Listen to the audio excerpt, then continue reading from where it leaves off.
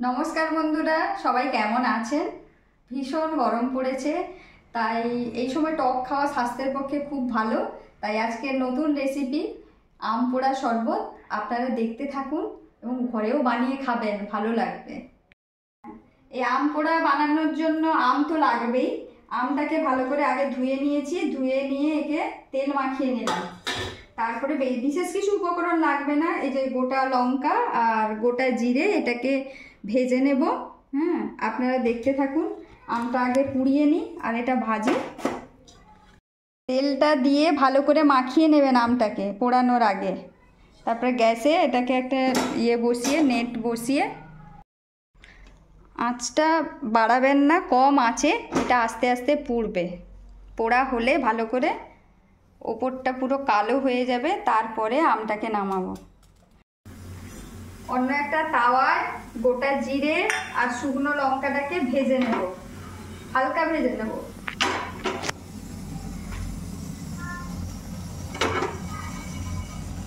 ভাজা হয়ে গেছে, এবার এটাকে নামিয়ে গুঁড়ো করে নেব। এদিকে আমটা পোড়ানো হচ্ছে, আর একটু বাকি আছে, একদিক হয়ে গেছে। এবার উল্টে দেব আমটাকে।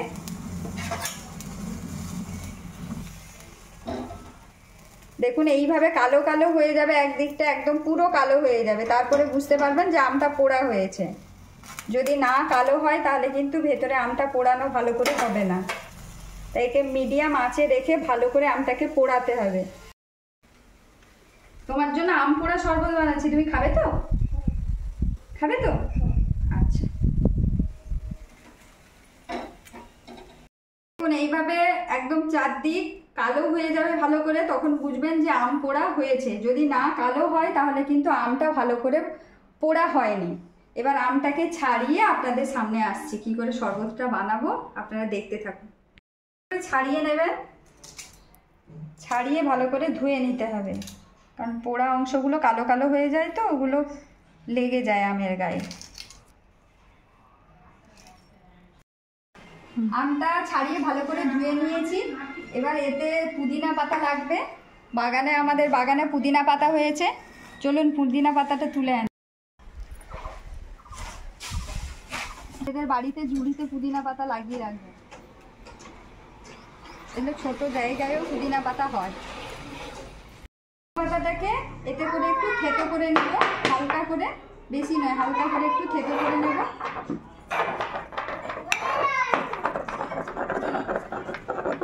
আমটাকে এরকম চটকে আমের কাঁচটা ভালো করে বের করে নিতে হবে।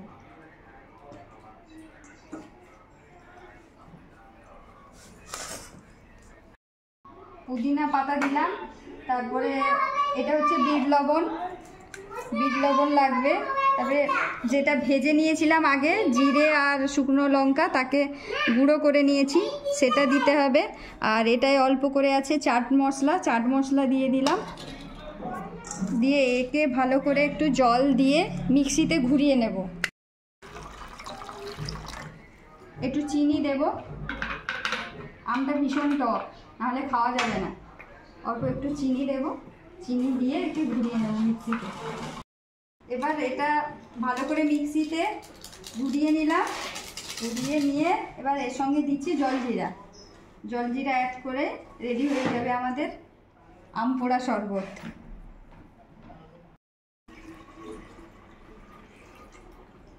আপনারা এরকম জারের মধ্যে এটাকে প্রিজার্ভ করেও ফ্রিজে রাখতে পারেন, যখন ইচ্ছে আপনারা এটাকে ঢেলে খেতে পারেন।